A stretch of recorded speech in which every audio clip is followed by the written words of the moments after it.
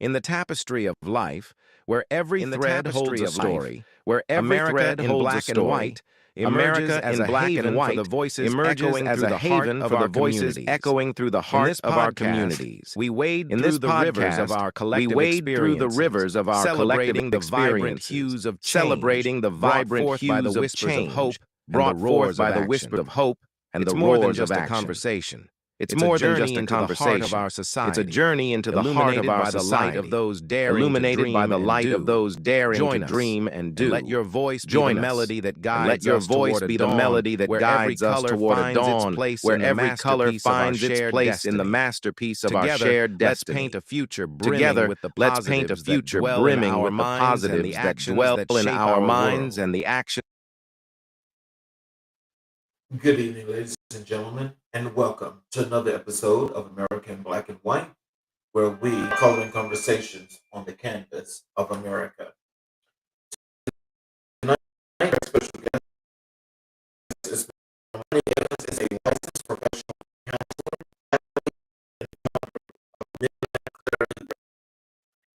he helps clients rebuild from life moments with authenticity and purpose. With a strong foundation in clinical and counseling psychology, Domonique blends mental expertise with a grounded, real-world perspective by his own journey of perseverance, discipline, and self-mastery.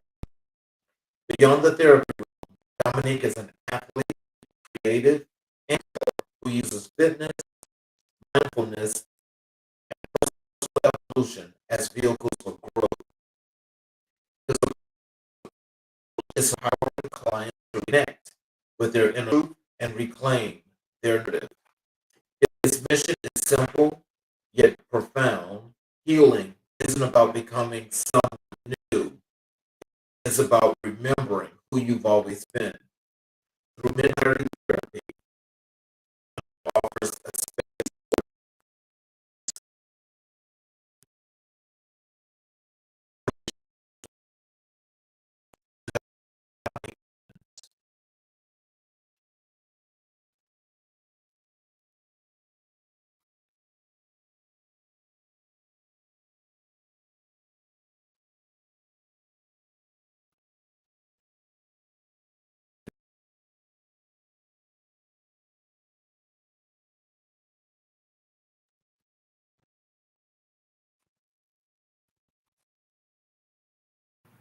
Hello, Mr. Evans. How are you?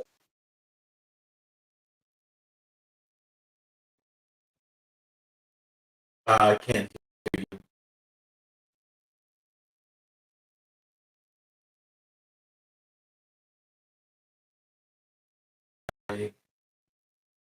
I can't hear you.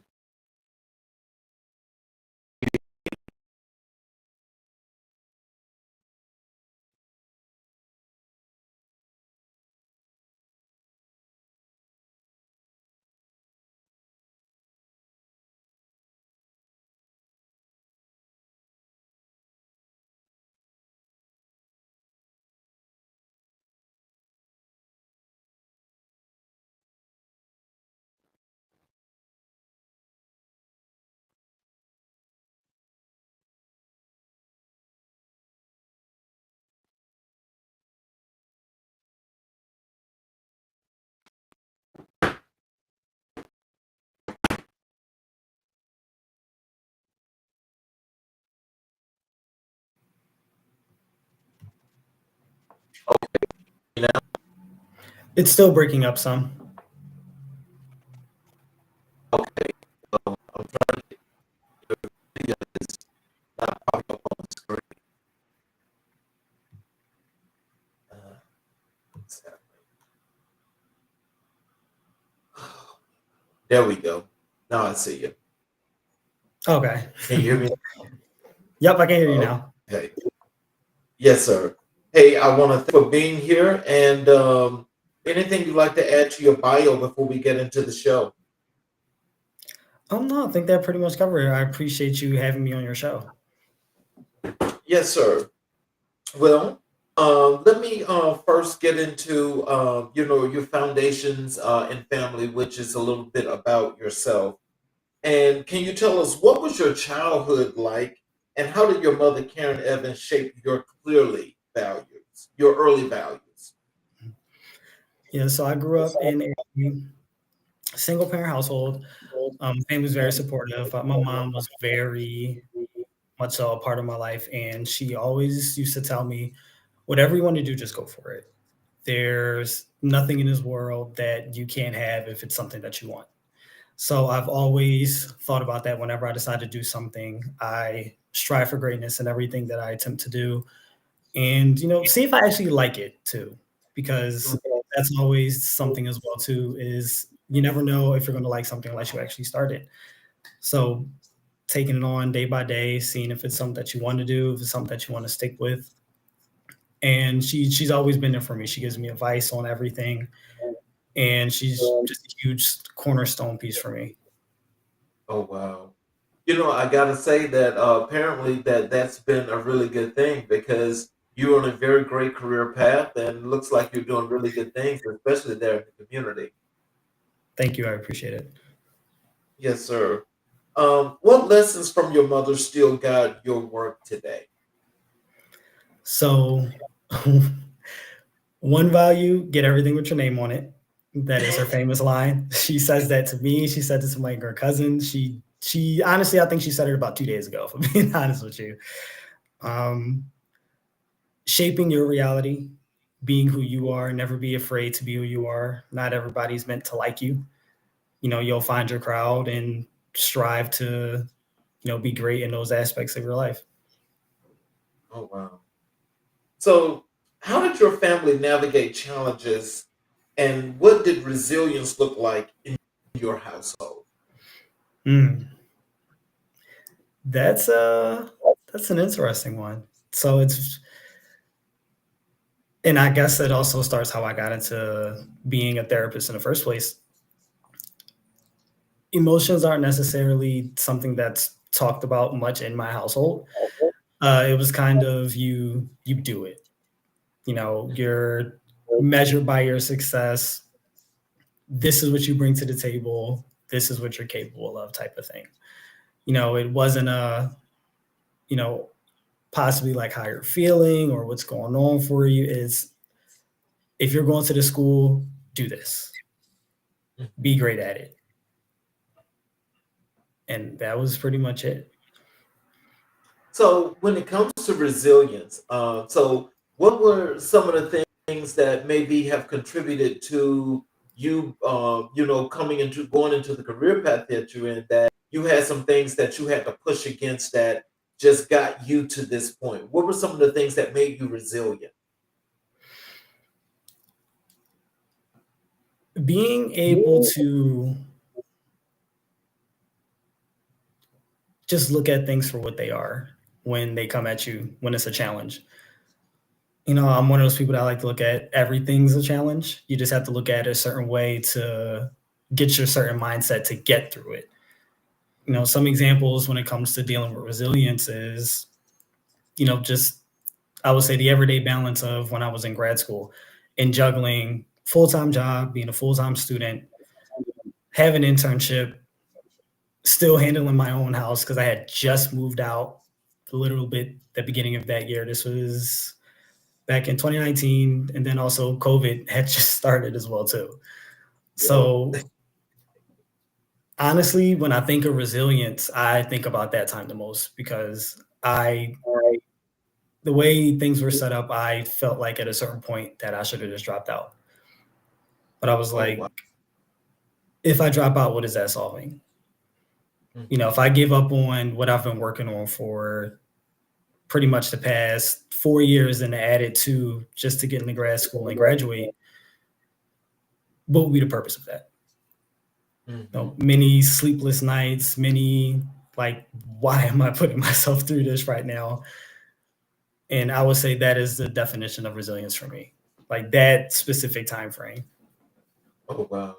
So, during that COVID time frame, and I can just imagine, when just thinking about how people were contracting COVID, they didn't know where it was coming from, how it was, people being sick and so forth. And then with you being in grad school at that time, what were some of the thoughts that you had, especially about COVID, that upset your balance as to how you were doing this in school? Well, during that time period, and I have to laugh at it because when I think back, I'm like, dang, like there's no way. So at the time, before COVID started, I was a social worker at the time. I was, fresh out of school still technically, and just I had a 30 people caseload, 30 to 40 people that I would see within a month. I work with people who had intellectual disabilities and just serving them whatever their needs were, and being able to, I love traveling around the city. Like I got to explore my city when I came back because being that I went to school in Virginia, I didn't get to do that much. So when I came back home, a lot of coworkers was like, no, it's better if you just catch the train or catch the bus so that you can maneuver all these things because of where our office was. So traveling all over the city, grad school was in person from 6 to 9, like Tuesday, Wednesdays, and Thursdays. I would cook when I got home. I would play the game. It was a balance. I wasn't in the house all day. I was able to do whatever I needed to for me. But I remember the first day of like COVID when it happened, and we were in the office, and I actually drove down that day, and I worked in City Hall in the Weiner building. And I drove down because I was like, I don't know how this is getting contracted. I don't know what's going on. So I was like, I'll just drive my own car because I know if I take public transportation, I'm not sure. And that day got into the office and the CEO like told us, look, everybody go home. We're not going to be in the office today. It's like, okay. Then the next day after that, didn't go back to the office at all. Then I think also with grad school, classes became online. I wasn't going to the gym anymore. Everything was closed. So I went from exploring all around the city, going to grad school in person, to sitting at my computer for about 11 to 12 hours out of the day. And that took a toll on me. That tore me up on the inside and probably outside too. Oh, wow. So look, you being a therapist, did you need therapy? Oh, yes, definitely. I think I would definitely be a hypocrite if I said, yeah, I've never been to therapy before. During COVID, I definitely had a therapist because at a certain point, I was like, you know what is working for me right now? Because nothing felt like it was working. Everything that I would typically do wasn't fun anymore, fulfilling, because I was home all the time now. There wasn't any type of transitional periods of, okay, I'm going to work, I'm getting myself ready and doing this. Okay, it's time for me to come home. I'm getting ready for class, whatever was going on, getting my books together. I'm driving up to campus, for the next 10 minutes. Getting out of class, going home, getting ready for bed, or maybe eating, or, play the game for a little while, watch one of my favorite anime shows. It wasn't any of that anymore. It's like I could do it pretty much all at the same time if I wanted to, because the way my bedroom was set up, it was like my bedroom, my office, and because my bedroom was pretty big. And to the point where I had to move around the house just to get some type of transition. Like I was sitting in the living room during meetings, or maybe even stand in the kitchen during class just to, look at different scenery. Mm-hmm. When did you first realize you had a gift for helping others?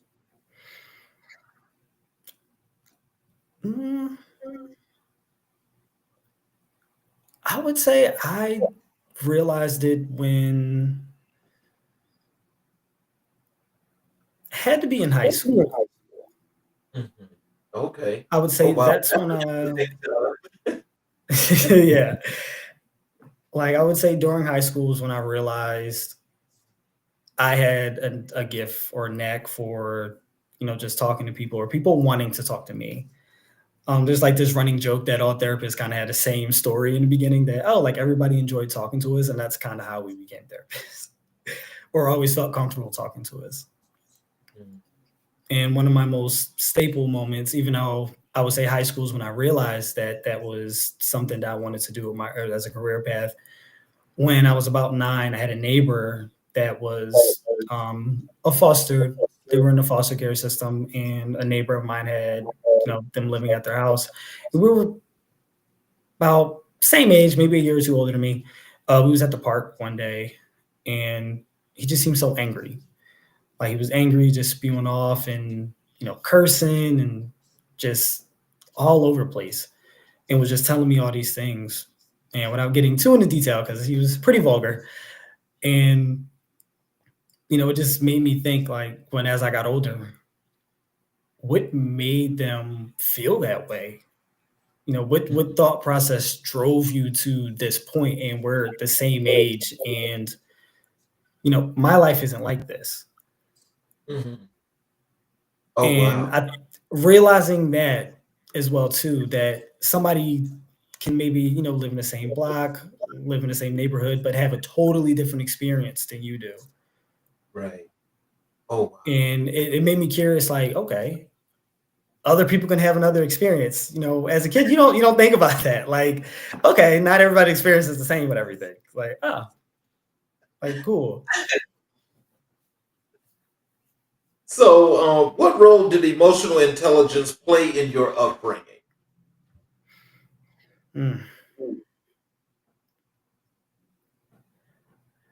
I would say emotional intelligence.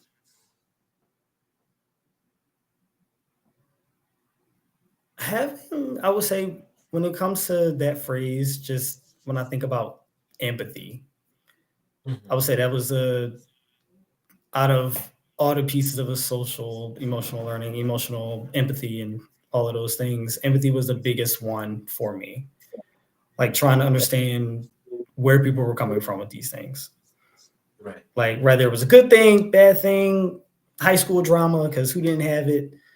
Just trying to see the different perspectives, trying to understand, trying to communicate with people. I had a pretty interesting, I guess, 4 years in high school. I didn't necessarily fit in anywhere. I was definitely a nerd. I was a nerd. Still am. And I love anime. That was my thing. I was a kid. I had a lot of bracelets, a little bit of a deviant, if I'm being honest. I never wore the correct tie. I wore whatever tie I wanted to wear. And sneakers, don't tell anybody, but sneakers. And I was on the track team. So a lot of people knew about me. You would hear my name on a loudspeaker. I would say maybe not every week, but close enough. When I became a senior, I was a student ambassador.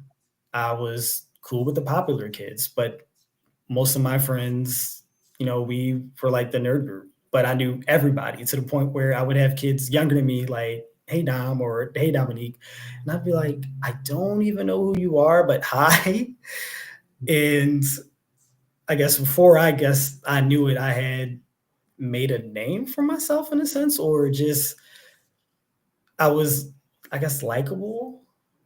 Like it was an interesting experience, like realizing that, because I stuck to myself most of the time. Like I enjoyed the things that I love to do, but I stuck to myself and my friend groups. I gotta say, I think you're a really good example of not just a young professional, but I mean, it's clear, that not only the relationship that you and your mother had, but the way your upbringing actually contributed a whole lot, to not just you, but to society and culture in general for the people in your surroundings, as you're coming up. Because I think it's clear that, you seemed like you were the, what do you want to call it? The stable one, And I think it's like, we all have those kids, as we're growing up, some people are not as outgoing as others, but I can say that it seems like, you had a wonderful, wonderful childhood. Well, so yeah, I would agree. It's funny. I have an interesting experience with being outgoing. I would say I'm relatively a lone wolf. I'm extremely quiet. But my mom always used to tell me, you're going to stand out because whenever you do stuff, you're just good at it. You're passionate about what you do. And I'm like, well, I don't really want to stand out. And she's like, well, you kind of don't have a choice if you're going to do stuff. Like you don't have a choice. You if you're gonna be on the track team, people are gonna notice you. If you're gonna sing, because that was an interesting time in high school, I was in a glee club, I would sing. You know, I did stuff that required like a social presence. No matter how hard I wanted to blend in and be an introvert, it just wasn't possible. So let's transition over to discipline and drive. Can you tell us, how did athletics become a part of your identity? That actually just made me think of a story when I was younger that my grandmom actually was telling yesterday, about when I was younger. I was about 4 or 5 years old, and my sport, track and field, I love it. That will always be my main sport. I still run to this day. Will always just be a runner until I just can't run anymore, in all honesty. She told me that when I was younger, we were in the, I think, department store, probably Macy's or something. And she said I started running. You know, at that time, grandma's pretty young. At that time, she had to be in her 30s. And she said she was chasing after me and was like, oh, okay. Like, he got some speed to him. Then after a certain point, she realized that she couldn't catch me. And she, like, people were commenting like, oh my gosh, like, he's fast. And she said she laughed because every time I got to a corner, I would turn and like be on one leg, like I was like about to fall over and then keep going. And she was like, she should have realized back then that I should have like ran track. Played a lot of sports in my life, basketball, baseball, but track and field, when I got to about 5th grade was when I actually started track. And I said, you know what? I love track and field. Like I love running. I've always been fast. Didn't know what to do with that speed, but I found a way to use it at that point. And I would say when I got to high school, that was when it was more of like I have to take it a little bit more seriously. No, I can't be late to practice. This isn't playtime. Like my coach he was fun, but strict and respectable. And it just made me want to be a better person. Like I wanted to show up for me, my teammates, and also just prove myself to me that all this training and like had results to it. So what was your relationship like with Coach Julian Edwards? We had a great relationship. Still do. Still talk every now and then. He was, I would say in high school, when we would do something, like an example was, one thing you could never say was, I can't do something. That was never allowed.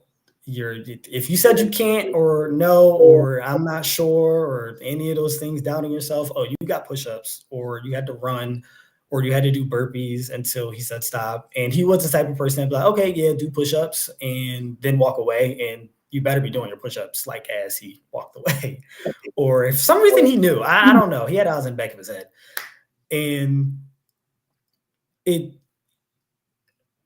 as I got older, it just made me take that out of my vocabulary, saying I can't do something, and changing it to maybe I'm just not there yet. I can still work at it. Like it's not a hard no, or I can't complete this, and it also made me self-reflect on myself as I got older. I would say now, being able to take accountability for things.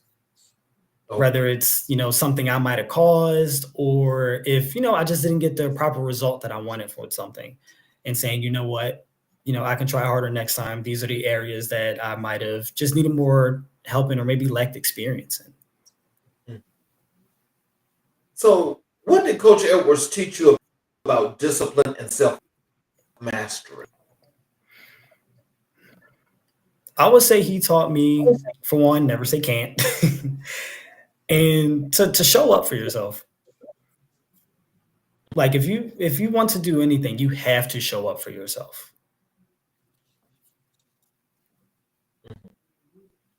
So how does sports prepare you for the rigor of entrepreneurship and counseling? Hmm. I would say it prepared me.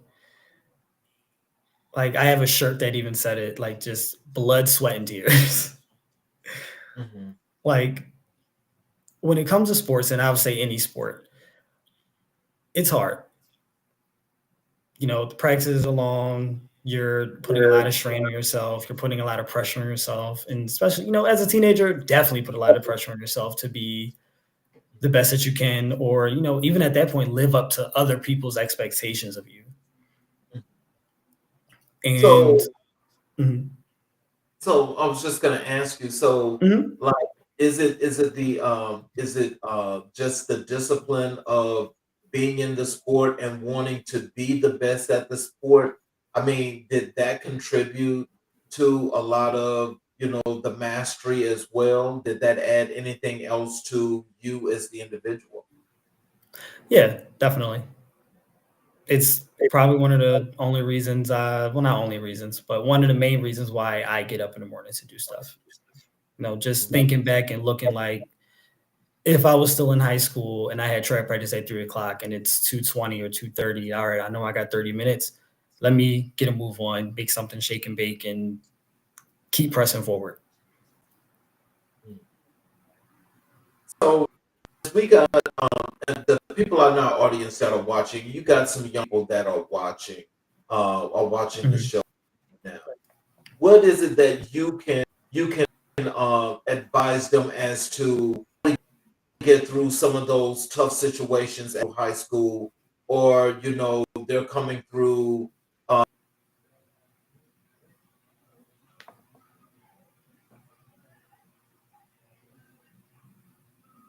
Say, whoop, I think it disconnected.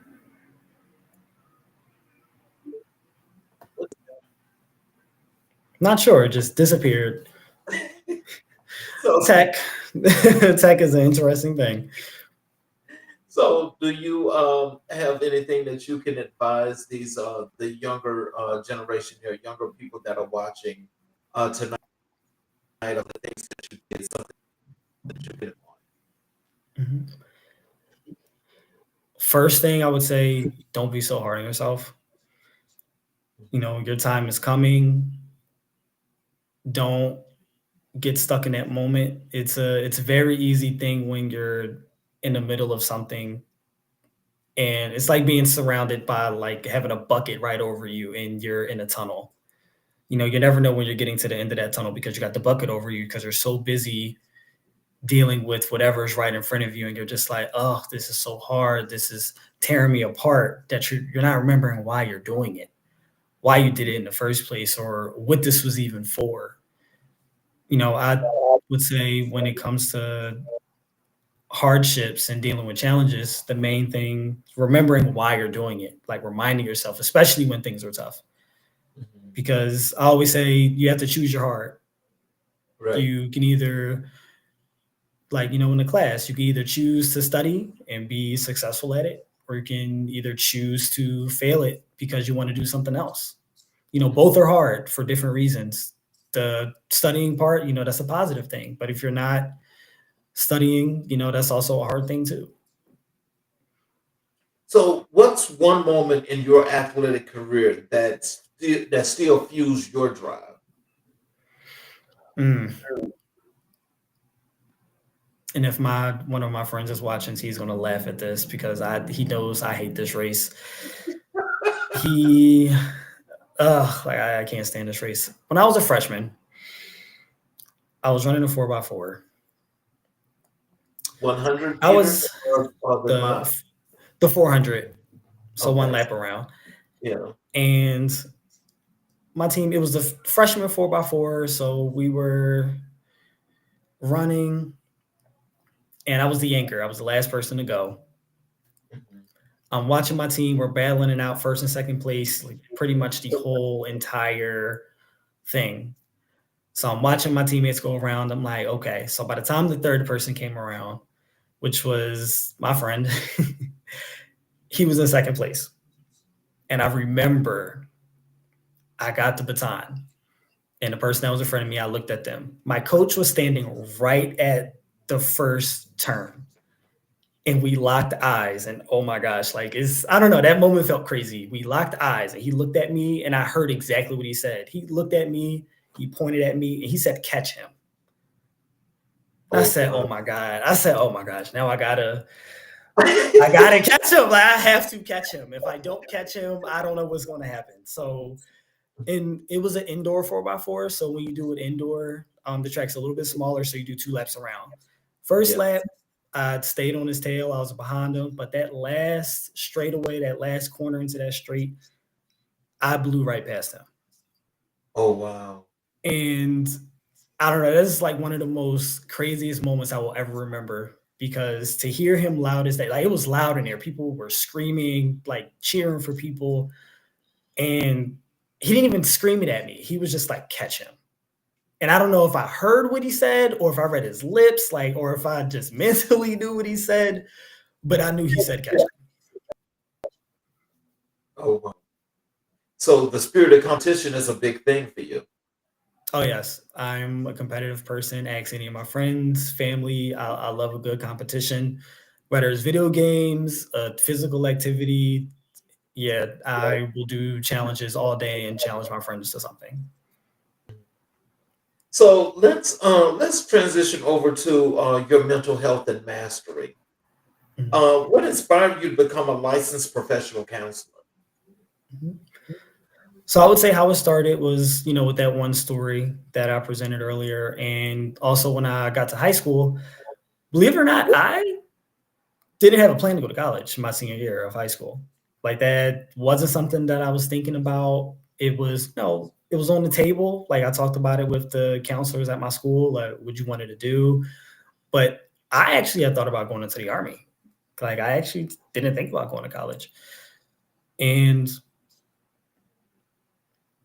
my freshman year, I actually ended up having a psychology class.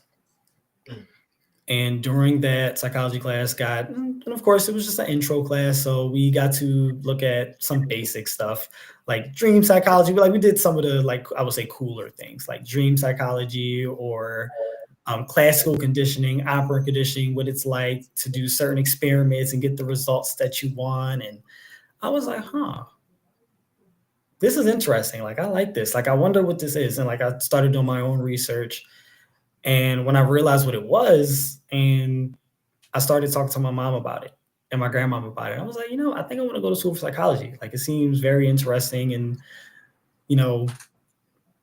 my fellow therapists are probably going to laugh at this one if any are watching. Watching certain movies and seeing how therapists are. And, because there's like this running joke that we're like, that's not how therapists act in real life. That's just not how we are. And, but yeah, I would say that's what drew me to want to go into psychology and go into college, because I'm actually a first generation college student in my family, my immediate family. Oh, wow. Congratulations to you. And, I think with you doing that, do you think you set a very high bar, high standard? I did. And I kind of feel bad for my younger cousins a little bit sometimes, because especially, I would say from my grandma, mostly, I feel like she sets the bar. And, of course, she still sees me as her baby, despite me there being like I would say, I think 14, 15-year gap between the second oldest and the younger three, because there's 3 of them. And sometimes I think she expects them to be like me. And I'm like, look, they're not like me. They're totally different. Like, they have their own interests. They have their own goals they want to achieve. Hell, they might not even go to college because they might find something else that they like, and that's okay. Right. But she has, whenever one of them talk about something or one of their parents say something, she'll be like, oh, well, Domonique did this. And it's a story that my grandma always tells, that when I was younger and she was talking to one of her daughters, and she was shopping for me. She kept looking for stuff for me because I was like 10, maybe 9 or 10. And my aunt was just like, Domonique, that's all you ever talk about. Like, granted, I was the firstborn grandson, and Okay. the only one for a very long time. But look, you're definitely special. I can tell you, I understand that treatment. Yeah. How do you define authentic healing? Being real with yourself. If you want to be an authentic person to people on the outside, you have to, for lack of better words, you gotta smell your own shit. You gotta know where you stand with your own things, where your own shortcomings are. It's to be a great person, you gotta look at, I guess the failures, the experience. And with looking at the failures and the experiences, just being able to self-reflect and be like, all right, this is where I'm failing at in my life, or this is where I need work on. Let me get to that point. Let me see what it is, and let me grow. And that's one thing I can say I loved about just my journey and matriculating through college, especially going to college in another state where I didn't know anybody. I didn't have any family down there. I went to school in Virginia, 4 hours away from home. I was a mama's boy, I definitely was. Not afraid to admit that. And when I got there, it was just by myself. I didn't necessarily have anybody. Like, I made friends along the way, of course, but I really had to navigate that space by myself. Oh, I think that's important, and that adds and contributes to that resilience that you have, and also with the steadfast and sturdiness that you present, because that you have to be a strong person to actually leave home, go to another place, succeed, and come back if you decide. A lot of people don't understand that experience until they actually do it. And so that's a wonderful thing. Definitely. And I actually tell my younger clients that with the different age groups that I work with, but especially I would say my older high schoolers and my young adults that are, either just coming out of school, and giving praise to that transition. Because people don't talk about that transition enough, from 17 to 18 or 20 to 21 or 24 to 25, and what that kind of looks like for people. Because, when you're out of high school, you spent 12 years altogether, 12 to 13 years altogether from pre-K to 12th grade to kindergarten to 12th grade, just following rules. You have a certain thing you got to do. You have to get up in the morning, got to get dressed. But one day that disappears. Nobody tells you what you do after that, technically. You kind of just get thrown to the wind, and you got to figure it out. And honestly, I would say one of the many things that kept me going, for one, but my mom has always said, just get everything with your name on it. Do whatever you want to do. Just do it great. Because I think if I didn't have that mindset, I don't think I would have made it this far. Or this would have looked extremely different. Now, when you say you think it would have looked extremely different, how do you think it would have looked different? I just don't think I would have had that drive to want to succeed. Oh, wow. I don't know. I guess, as I listen to you and, from conversing with you and just understanding your presence, I don't know, because I think it would have probably been a little bit better, because you're a very strong individual. And I think you set a presence for your age gap, and shall I say what they call you guys Gen Z, that you set a different standard. And when I say you set a different standard, a lot of times, it seems like a lot of younger people don't quite have that grasp of where they're going, but you do. Yeah, I would agree. I would say I got lucky, though. I'm actually not Gen Z, not to knock on their generation, but I'm a millennial. Oh, okay. Yeah. Oh. And I don't know, I love that time frame. Like, I think we got the best of both worlds when it comes to stuff, and I think that plays a contributing point to it as well too.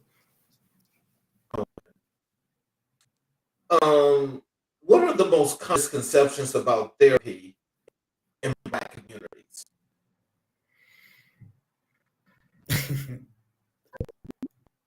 Well, even in, I would say, my own household, when I was younger, it's not real. Like, mental health just isn't real. That was kind of like I wouldn't say it was said blatantly, but kind of like like, what is that type of thing. Say another thing of it's just talking, which isn't true. There's a lot of things that goes into therapy. It's not just about talking about your feelings. That honestly, that is the last thing that you necessarily do. I want my clients to identify, their feelings and what's going on, but therapy isn't this grand thing where it's like you're paying me because I'm the expert at anything. My clients are the expert at their lives. I tell them all the time, you're with yourself 25/8. You see me for an hour once a week. I'm not doing that much for you. I'm not doing anything that isn't already there. I'm just steering you in a direction and not bullcrapping you. And I want you to change whatever's going on for yourself because you came to me for a reason. Right.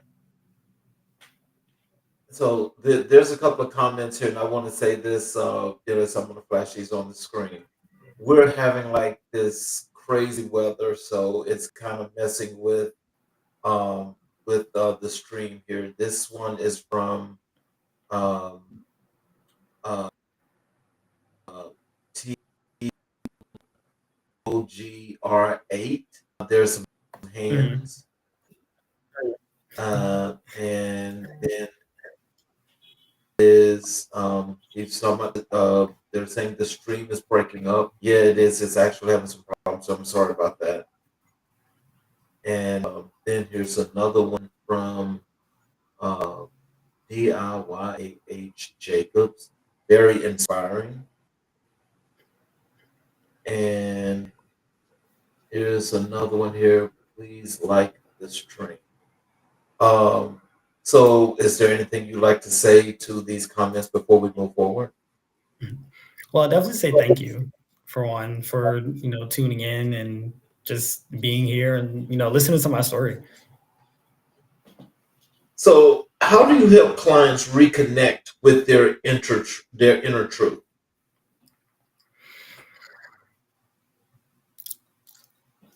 I get them to connect with their inner truth by realizing where they came from. And for me, that involves me being able to, meet them where they are and understand, how they even got to where they are. Especially with the different settings that I've worked in. I would say before, starting my own business and practice, working inpatient. I worked on the teen acute unit where they had mostly conduct disorders. Loved them to death. They loved to fight. That was their thing. And I worked on the autism unit with the younger kids. So go ahead. I'm sorry. Oh, sorry. I would say seeing past that hard exterior where they don't want to talk about anything. They're just, I guess, hooting and hollering and just wanting to be deviants or acting like they want to be deviants because they don't. And, meeting them where they are and being my authentic self. Kids appreciate that when somebody is real with them. Kids know they can sense when somebody is fake very easily, very, very easily. And I've had them tell me that a lot, like, oh, like Mr. Dom, because that's what they would call me. Like, you're just so relaxed, you're so chill. And I'm like, they're like, you never seem to be rattled by anything. And I'm like, well, it just came from experience, guys. Like, I wasn't always like this. So what does midnight clarity symbolize for you? So It symbolizes just, and honestly, I had chose that name because when I first decided that I wanted my own private practice, I wanted it to be for everybody, not just people who, maybe had time during the day or maybe worked a 9 to 5. It could be seen like later in the evening. I wanted it for people that, let's say they worked all day, 12-hour shifts. They're getting off 11, 12, 1 o'clock in the morning. Making myself available to people, late at night if you want to have a session. And I actually, being that I just started my business, I'll say about a month ago, and about a month in, a week ago, like going independent and everything. I have one client that's like overnight, and it's interesting, because people expect therapy to be like quote unquote traditional, where you're sitting in the office, you're laying in the chair, and somebody's just like, well, how does that make you feel? Like, no, that's not what we do here.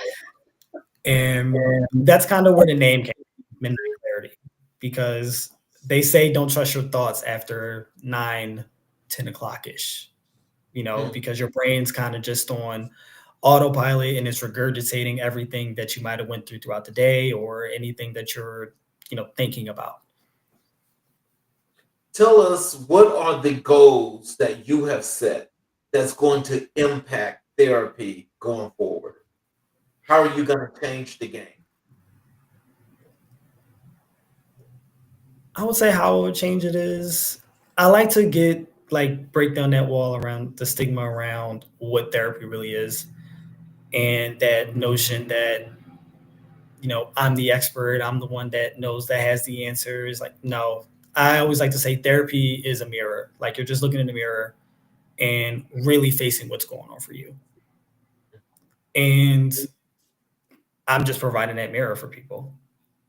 If you got something going on, of course I can guide you through it and help you through it. But I can only go as far as you can. If you're not necessarily doing the work, then I can't help you more than that. I can only give you the tools that can possibly help you. And I tell my clients all the time, but especially when I first meet them, if you feel something's not working, you can tell me it's not working. We're going to figure this out, but it has to be a two-way street of communication. I need to know these things. Like, if it's not working, you can tell me immediately. Be honest. Be like, yeah, no, you gave me this. This is not working. I don't want to write stuff. I don't need to listen to music. Like, I had one client tell me he doesn't like doing deep breaths or things like that, and that's okay. He said he typically likes just to sigh. Like, he'll do one deep breath and just go on about his day. I said, just do that then. If that's what works for you, don't change it. If you can recognize that that's what's helping you, keep it with that, and just be you. So, how do you help them to see that in the mirror? How do you help them to understand what they're looking at? I would say my approach to it, and I chuckle because in therapy, like I said, I like to be myself. And I might have a client that comes in and it could be the same problem almost every week or something like that. And they might say what they're doing to do it, and it's been something that they've been doing for a while. I definitely am that therapist that will be like, well, how's that working out for you? And then really call it out. Like, you've been doing this for X, Y, and Z. How is this working out? Do you feel it's working? Do you need to change? Like, just planting those seeds that it can change. You're right. I think sometimes the struggle is some may feel that they can't necessarily change what's happening for them. So, how do you integrate mindfulness and movement into your sessions? I would say how I integrate it the most, especially mindfulness. And when I think of mindfulness, I think of, setting aside some time for yourself for self-care. And that's a word that's thrown around a lot in the mental health world. And I broke it down into 2 categories. There's self-maintenance and then there's self-care. Self-maintenance is more of a thing that you do to keep yourself together. Like a car. A car needs oil change and it needs gas or it's not running. So self-care, I mean, not self-care, self-maintenance can look like you're getting a haircut, you're drinking water, you're eating what you're supposed to be eating, you're getting enough sleep. That's self-maintenance things. If we're not getting those basic things, we're not able to maintain anything. Or at least if we're maintaining or trying to maintain, it's just going to be extremely crappy. Self-care is more of, you could take those extravagant trips. You can set aside a week for yourself, 3 days for yourself to do whatever you want to do. Like I always tell people, there's nothing like being able to go on vacation and you don't have to worry about whatever's going on back home. Being able to separate your life and be in that moment. So what's one breakthrough you've witnessed in your practice?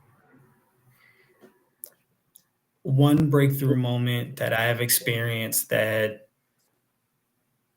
was an extremely interesting one was I was working with a client individually, and they had just they were struggling and got kicked out of their grad school program, and which is heartbreaking because the reason that it even happened, it definitely could have been avoided, but things happen. And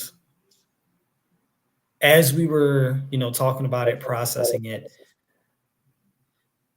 and I asked them a specific question. I can't remember what that question was entirely. And I remember. I had asked them, when did you start noticing that, you were getting behind on your work and that, it was like an excuse build up to every single time? And what was going through your mind when that happened? And, I started relating that to different aspects of his life, like how he was showing up for different things. And he said, you know what, all in all, like when I think about it all, he was like, because of how my family was and how my family is, I feel as though I'm going to turn out like them. So subconsciously, I wasn't putting my best foot forward. And when he said that, I was like, you're not your family. Wow. What I think is impactful, in that situation, and you're a therapist, so maybe you can help me figure this part out, is that, there are a lot of people that basically get stuck on, the approval that they have to have from family, or that they have to do what family wants them to do, which makes them very non-assertive to the things that they want to do.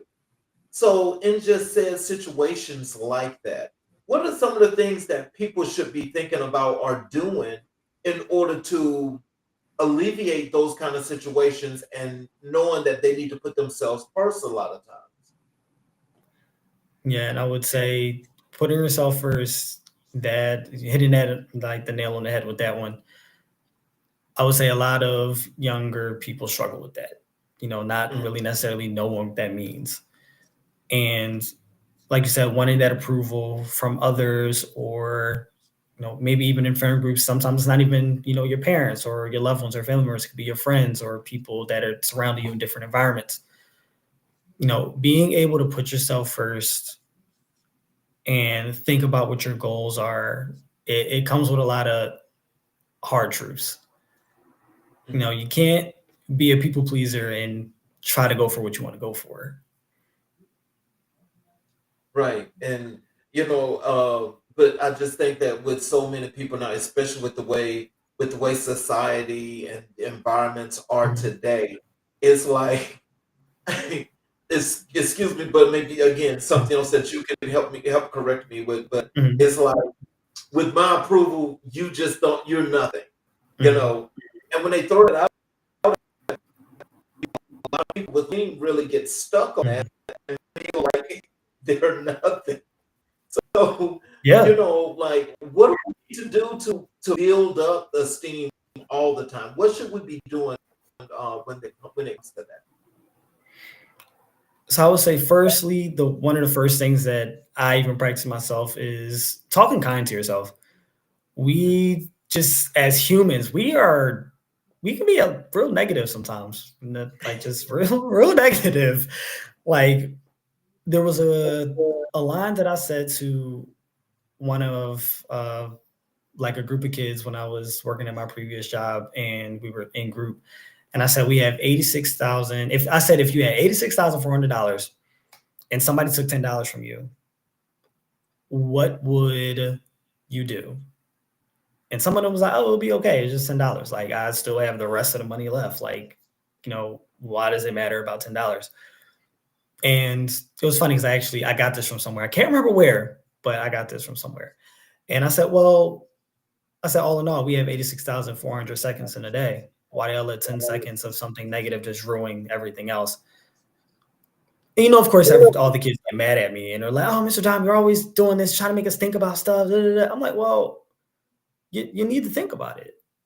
If we have all this day left, all this daylight, and you have one thing happen and y'all see it as a negative interaction and y'all just harp on it all day and maybe not complete anything for the rest of the day. Mm-hmm. It's like, you don't got to do that. The same way good things come and go, bad things come and go too. Yes. So how do you approach trauma-informed care? Again, I would say definitely goes back to meeting clients where they are. And also separating myself from it. And this is something that I would say any good therapist does and realizes is being able to separate yourself from that. Just because I'm able to do a specific thing doesn't mean somebody else is able to do a specific thing. Recognizing that, like I always like to use this analogy of, let's say a 5-year-old, their favorite crayon breaks. That could be a traumatic event for them, and they might break down and start crying. And, the parent might come along and say, oh, I can just get you another crayon. We have the necessary skills to think about that and lived experiences to realize that. But somebody who's 5 years old, 6 years old, all they know is my favorite crayon is broke. I can't use it right now. I need another crayon. This is my favorite color, red. And they're just like, holy hell, I can't use it. I don't want to use pink. I don't want to use orange. I want this red. They're stuck in that. Mm-hmm. So being able to just meet them where they are and understand to the best of your abilities what it takes to really help them. And just adapting to that. You have another comment here. I put it on the screen from T-Lo Great.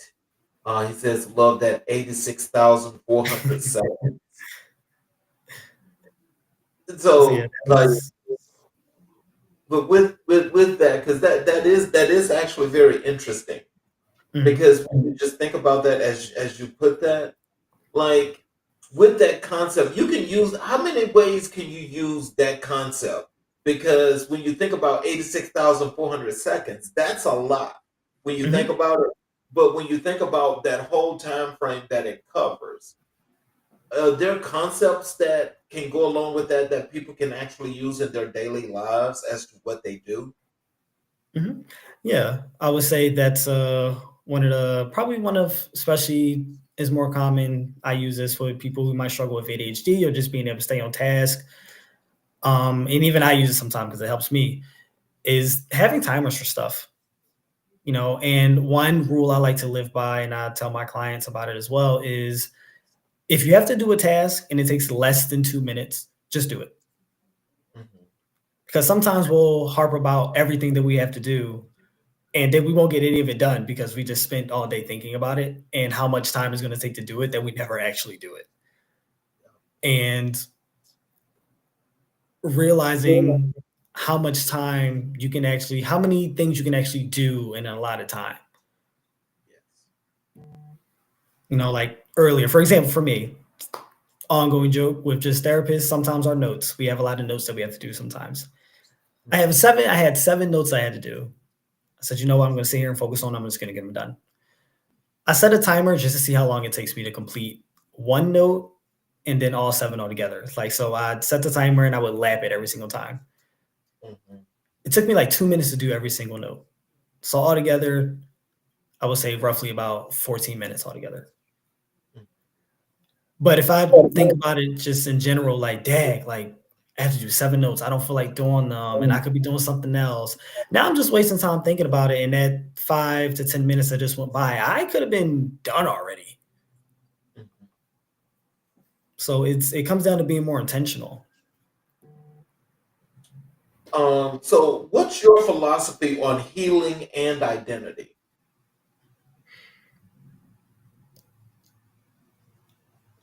When it comes down to being able to realize who you are, your identity, and healing, I would say there's a specific time frame when I would say when you get to about 23, between the ages of 23 to 25, and just my philosophy on it. Those are the years you kind of start to unlearn all of the negative things that have impacted you, and realizing, how do you want those things to impact you? Do you want it to be a hindrance, or do you want it to fuel you going forward? And I say that to say, because in life, and like I tell my younger ones, even my older clients as well too, I would say, before you get to your teenage years, those are your parents' beliefs, whoever's raising you, your guardians, your parents, those are their beliefs.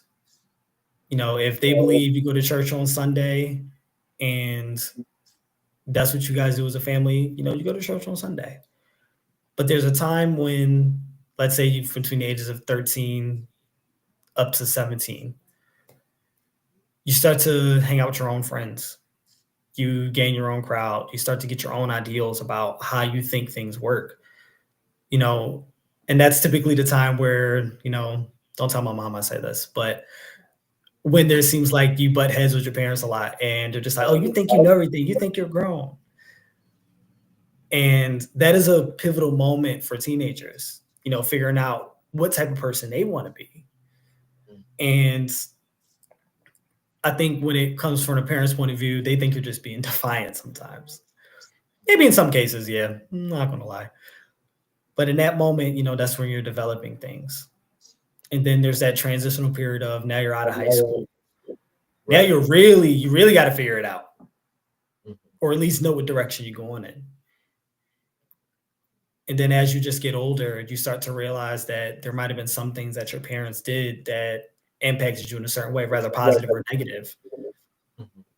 And even now, when I look back, I remember having a conversation with my mom when I was about probably 24 or 25, and just thanking her for all of the, I guess, hard truths and hard lessons that she gave me. Because I was at the age, the point in my life where I was able to realize that the things that she might have taught me were to either, protect me in a certain capacity, or for me to just do better in life. So how do you support clients who feel disconnected from their purpose? Most of the time, when a client may feel disconnected with any age group, I always go back to, what gets you up in the morning? What makes you keep on living? And depending on how they answer that question, some people can identify the things. Some people might have kids. Some people might say, oh, going to college, playing a sport, my job. Those are the things that keep them living, keep them moving, and keep them motivated. Then you might have some that's just like, you know what? I don't even know. And believe it or not, I have way more people that say, I don't know what my purpose or identity is, than a little bit. And it spans from all different ages, from teenagers all the way up to 70. Wow. I've had a lot of people say, you know what? Like, I don't know what my purpose is. Like, I don't know what I want to do right now. And I always say, look, it varies in life. I think your purpose is always going to change. One day I might wake up and say, you know what? I don't want to be a therapist anymore. Because that day is going to come. Eventually I'm going to be like, I'm retired. I need something else to focus on. That's a real reality, but it's something that I've thought about. It's something that I'm going to prep for because one day it's going to happen. I'm going to have to find something else to occupy my time. And when they don't necessarily know what they want or what their purpose is, try to just get them to self-reflect on what their strengths are. Because again, as humans, we like to be negative nillies and just focus on, oh, I'm not good at this, I'm not good at that.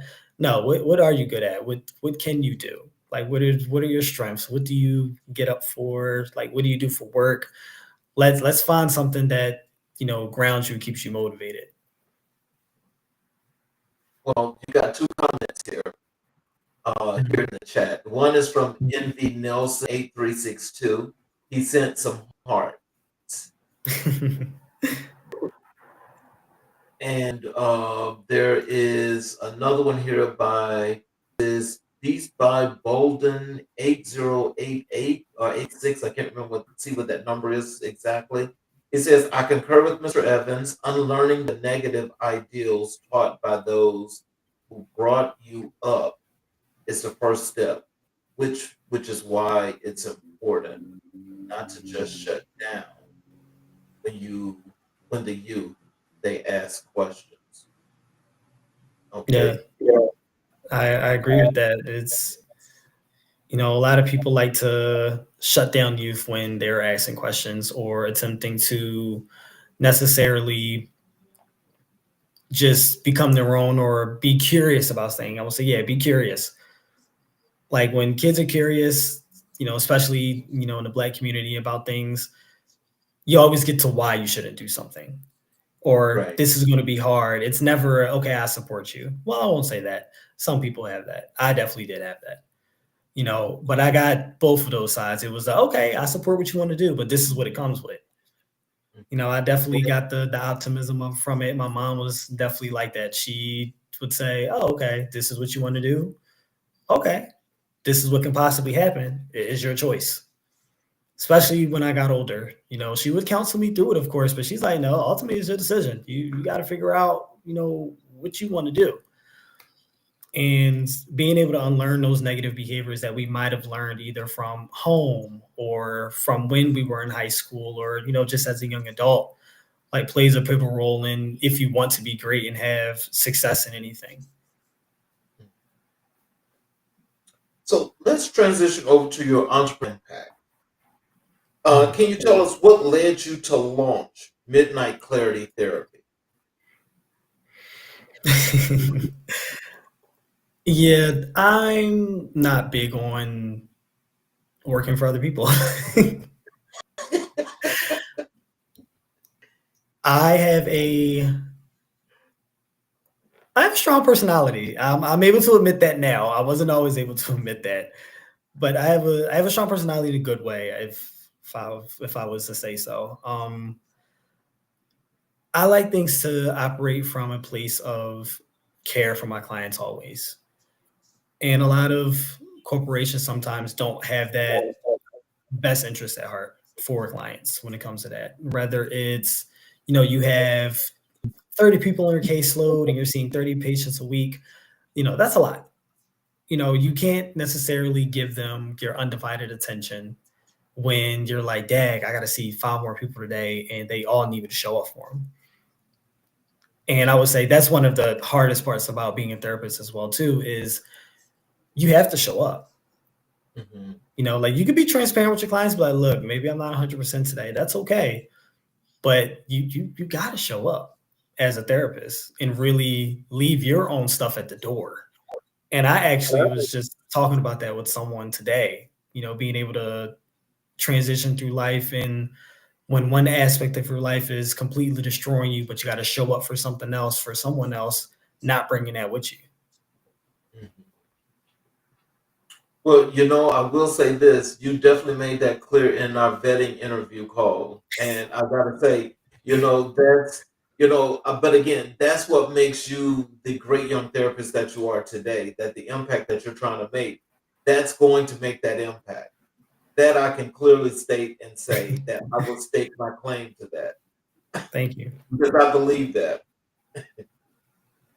How do you balance clinical work with creativity? I would say clinical work with creative freedom. Being that I like a bunch of different things, I always incorporate that into session. Like I said, I like to be my authentic self. I'm a huge believer in there's a bunch of different therapists out here. We're all different. Nobody's alike. And being able to necessarily bring what I have to the table for them so that they're able to just reconnect with themselves and understand who they are. And with being able to connect with who they are with everything, just necessarily, showing them different things. Like one of my biggest things that I used to love to do when I worked inpatient was I would do mindfulness Thursdays, and we would play with kinetic sand, listen to music. And I would have people ask me like, oh, what's the purpose of this? It just seems like they're playing. Like, no, it's not just about playing. Granted, I do want these kids to play. Being an inpatient is a very harsh setting, but I'm teaching them soft skills, how to interact with one another, how to intermingle, what it's like to have a conversation, even if it's just little words or, just a little interaction, but knowing how to share. People don't know how to share, especially adults. People don't know how to be nice to people, or just put their best foot forward or just be positive. And being able to teach them, like, you can have these things, don't let people walk all over you, but you can have these skills to be nice and talk to people and discern when to use them. But some of them don't know how to do that. They might have something and then another kid comes along, picks up one of the little toys or something. Your immediate reaction does not have to be to try to snatch it back or try to beat them up. No, we can handle this with with a little talking. It's okay. I love incorporating music into my sessions. If it's just on in the background, it creates a different atmosphere for some people and it can transport them somewhere else. So can you tell us what's the biggest challenge in building a mental health brand? I would say especially in just the Black community, just the biggest challenge is getting people to realize that there's nothing wrong with seeing a therapist. You're not crazy. You're not, you're not defective. Think of it as going to the doctors. Everybody gets a checkup every year. Right. You're supposed to go to the dentist, I believe, twice a year to get a cleaning. They examine what's going on for you. Think of that as the same thing. You go to see a therapist, even for me, I'm never ashamed of it. I'm proud to say it. I've been in therapy 3 times. All 3 times, all 3 different times, parts of my life, and all of them had 3 different goals and something to focus on. So being able to just reflect on it and also being able to accept the help. Right.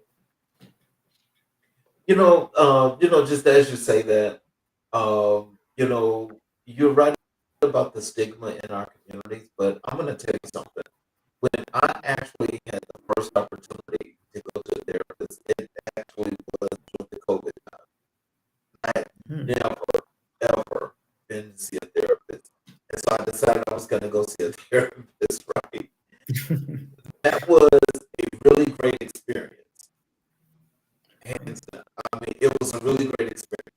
And the thing that helped me to be a little bit more better with my coping, a little bit more better with my self-awareness. And that's what. Oops. When you talk to your clients, are these some of the things that you do with them as well? Mm-hmm. And say that one more time for me. It broke up a little bit and it cut out. Yeah, when, like I said, when I went to see a therapist and when I learned to start doing mindfulness practices, started doing some yoga and just relaxing a whole lot more and just being a whole lot more within me, to just be a little bit clearer in mind. Are those some of the things that you do with your clients? Oh, yes, definitely. And one of my biggest talk points right now is your capability versus your capacity, and explaining like what that is in general to my clients. Capability is what you're capable of. Like if you do 100 push-ups, you could do 100 push-ups.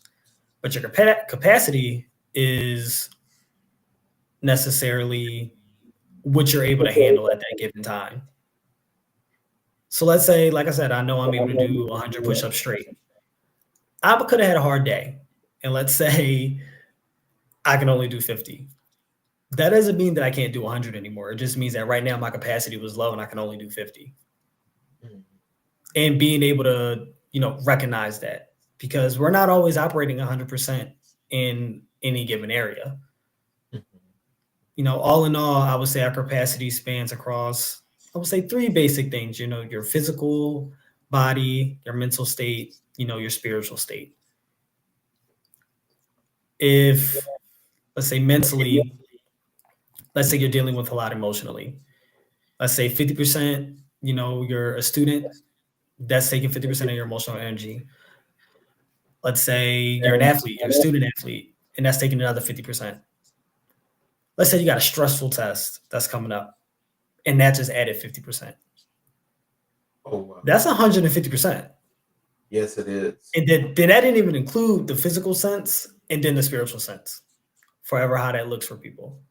So now we're burning the candle at both ends emotionally, 150%. Think about your bank account. If you got $100 in a bank account, you spend 50 and then you spend another 50, but then a bill comes along and takes $50.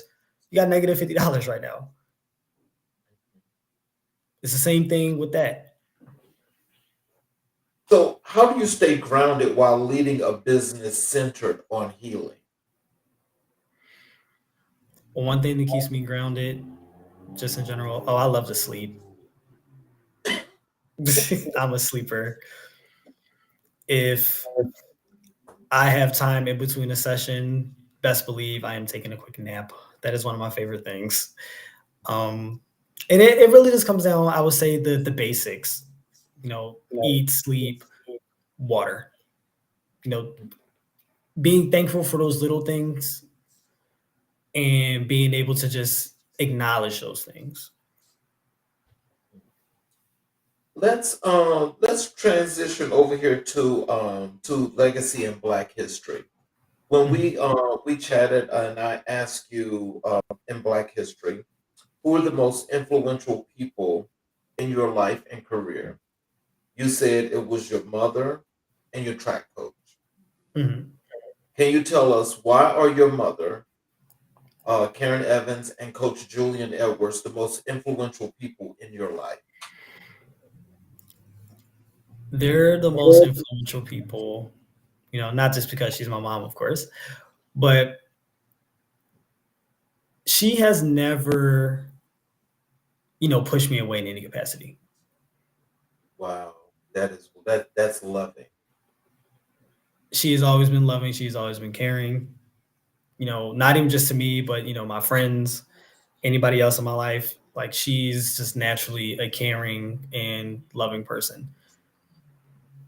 She has always, been that supportive role. And even when she has to be stern about it, it's still there. Like, it's like I said earlier, when I would say, you know what, I think I want to do this. Like, I remember when I first decided, like, you know what, I think I want to go to school for psychology. She just gave me the rundown, like, look, I think that's an awesome goal. I don't think you can't achieve it. Like, she was like, you could definitely do it. But knowing what that's going to look like for you, knowing what you might have to face, knowing that I definitely got your back, but, this is going to be something that you're stepping away from things that I don't necessarily do. And I'm like, you know what? Okay. Like, knowing, and it's something about knowing that you have the support like behind you that can also keep you going too. Yes. And I would say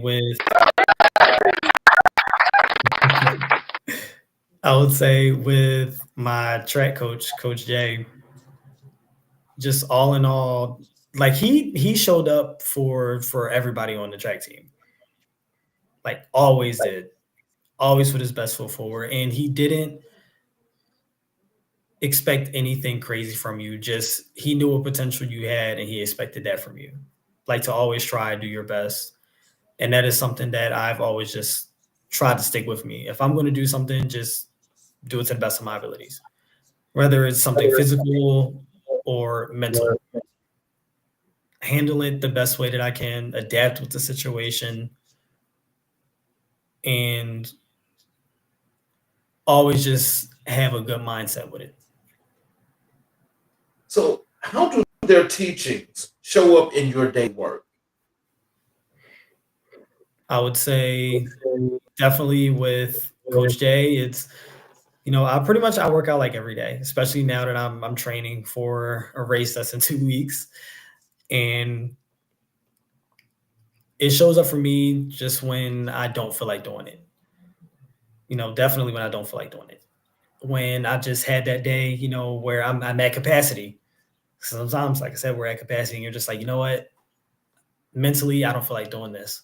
But I know right now, if I don't do this or if I don't go to the gym or if I don't go for that run today, I'm going to regret it. And then for one, I'm going to regret it. Two, physically, I'm going to feel it when I try the next day after that and I didn't work out that day. You tend to feel it when you're like, dang, like I skipped one workout and then my body feels like crap. And I would say for my mom, when it comes to what she's instilled in me, just recognizing as I get up that I am blessed with a lot of things in my life, and that a lot of people don't have that, or a lot of people don't have the type of upbringing that I've had, or the type of support, and just being able to show up and just be kind and honest. So, what does Black history mean to you personally? Personally, is what it means to me is that that's I don't know, like just the overall, like when I think about Black history and everything that I've told everyone so far, it's where you come from, but it's not where you're going. Like you can create, you have building blocks, but you can create your own after a while, or you can create your own starting anywhere. But after a certain point, you have your building blocks, you have the people around you who care about you, whether that's your blood family, your given family, your friends, work environment, whatever activities you might do, your community, and looking at it in that way. And that's how it lives through me, how I experience it. Well, so when you think about the Black excellence, from the past, even here now to the present, going into the future, and the legacies prior to and the ones, how do you resonate with all of that heritage, with all that been done, with all that done? How is that within you, instilled in you, that you actually continue that legacy and excellence going into the future? I would say simply just showing up. It's instilled in me by just simply showing up and showing others that it is possible. Like we said earlier when I spoke with my little cousins and how my grandmom is, and I set the bar high, but I want my little cousins to pass my bar. I would say they're the closest thing to me when it comes to siblings. I want them to pass with the standard that I set. I want them to do whatever they want to do, and they're definitely all just talented too. And whatever you feel that you want to do, just do it. Like, I'll support you the best way that I can. Just do it. Is if like one of my little cousins, for example, she wants to go to law school. And I'm like, okay, go to law school. Go.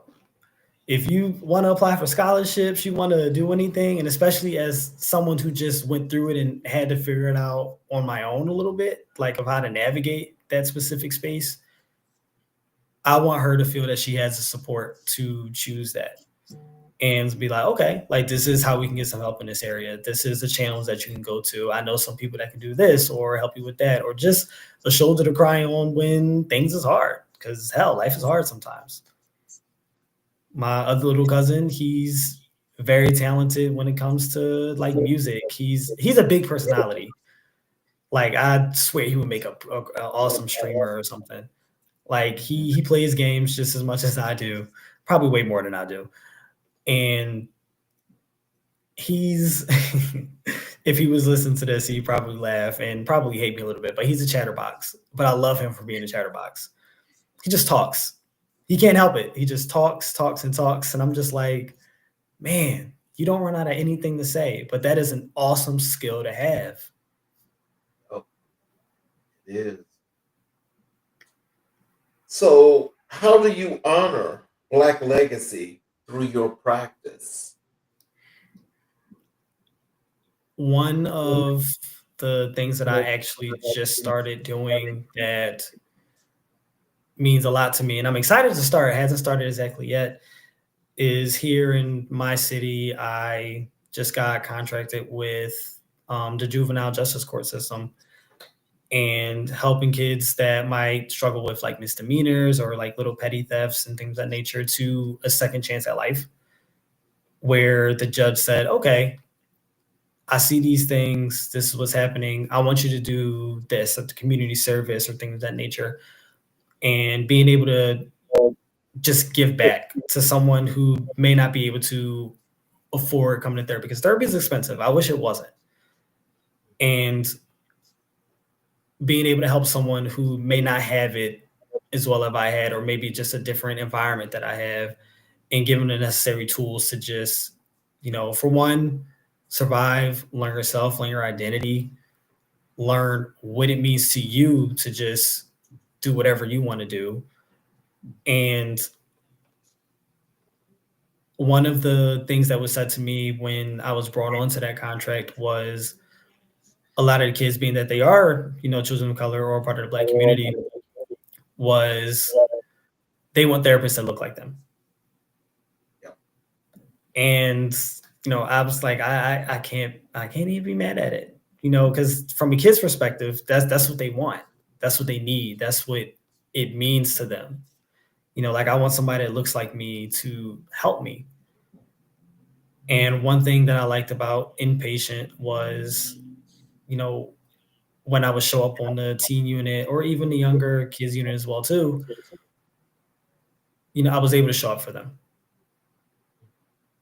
I was able to meet them where they was. I, got down on their level, in a good way, where if they want to listen to certain music, okay, let's listen to that music. I want you to tell me why do you like this song? What does this mean for you?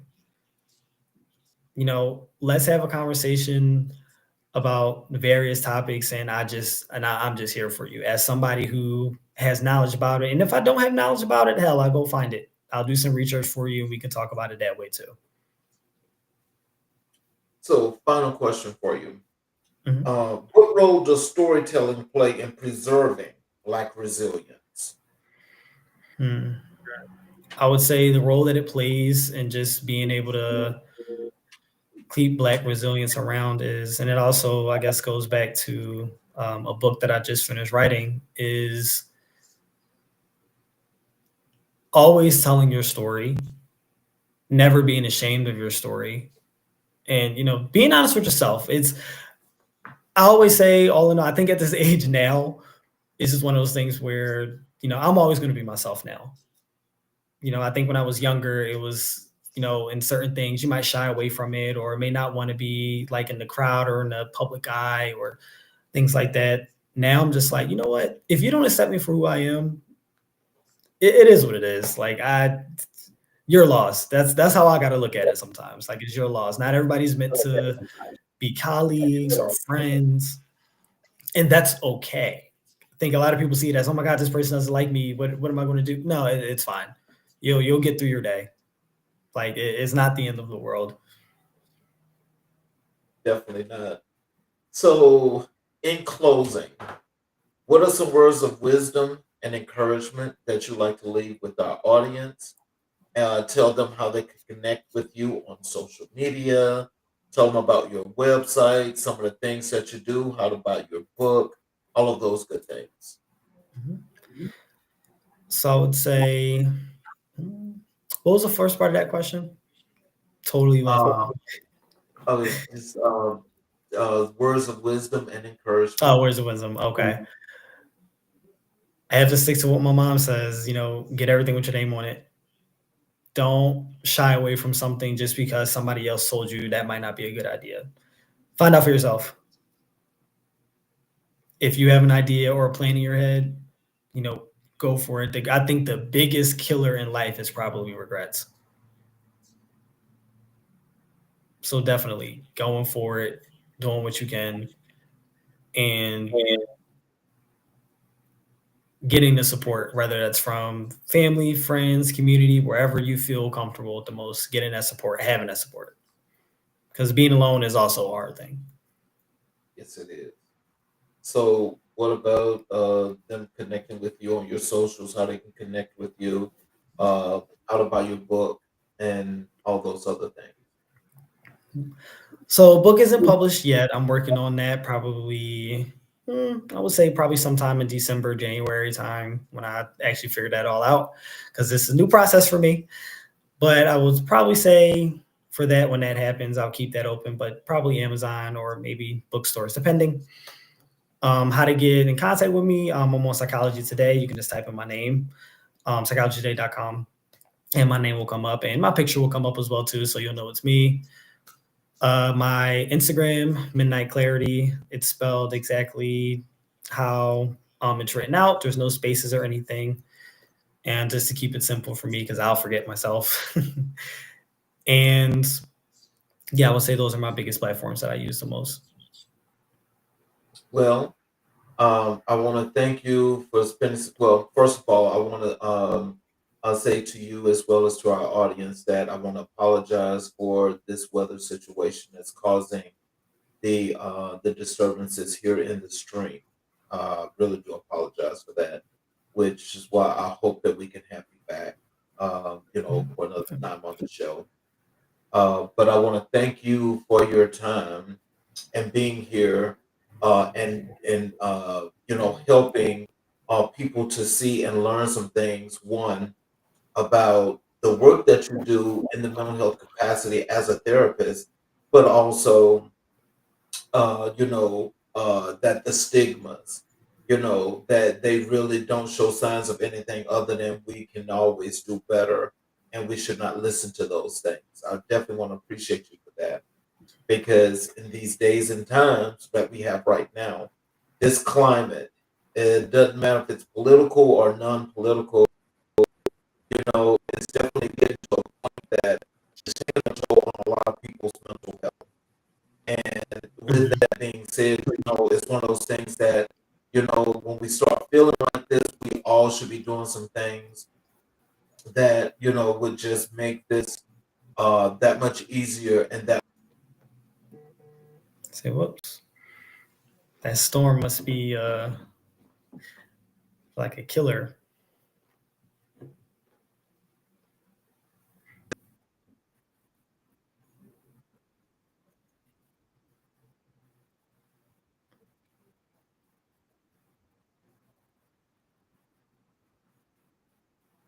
Thing here in the chat. I put it on the screen. Yes. But again, these are just some things that our community needs to be able to deal and to cope with these things a whole lot better.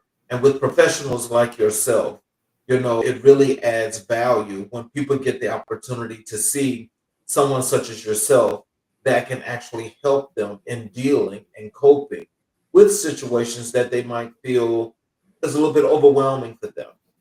And Yeah. in knowing that, that there's always a place that they could go, it makes it that much easier. So those of you that are watching, and especially if you're looking, for a therapist, and you're especially in the area of where Dominique is, please reach out and make that appointment. He's there readily available to accept the clients, and to help you guys to go through whatever it is that you're going through, and you'll also be able to you can feel much more comfortable about the therapy because you firsthand just got to listen to what this young man has to say and how he deals with his profession. So he's definitely adding that value, not to the community, but to the people in general. And this is what we need to be thinking about as these times are getting a little bit crazier every day, just for ways and resources to get to where you need to get to make your life that better. For those of you that are watching on all of the 8 streaming channels that we have, I definitely appreciate you. But in particular, for those of you that are watching on the YouTube channels, if you can please subscribe and enable all notifications, you will be able to catch all of our shows live. You will be able to go back and watch all of our previous recorded shows, as well as continually give us the feedback for the shows that you watch, the ones that you like, and you can tell us, give us some suggestions for things that we have coming up for our next season, for what you'd like to see, or a little bit more of some other things. I want to thank you again, Dominique. I appreciate you. We definitely got to have you back. So I'll be chatting with you soon. And for all of you that are out there watching, I want to thank you for tuning in tonight. Please tune in tomorrow as we have another great show for you on America in Black and White, where we will continue to color conversations on the canvas of America. I'm your host, Charles King. You all have a great night, and we will see you all tomorrow night. Thank you all again.